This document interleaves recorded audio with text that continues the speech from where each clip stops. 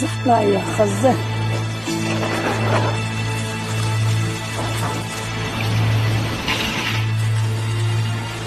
باعتقاد بإيمان بملائكة الكريم.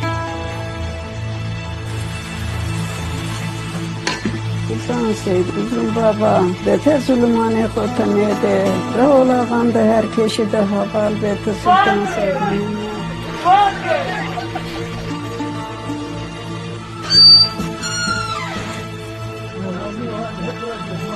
Biz güneşlerini, kolaksız zırı, sımanı muzır balı.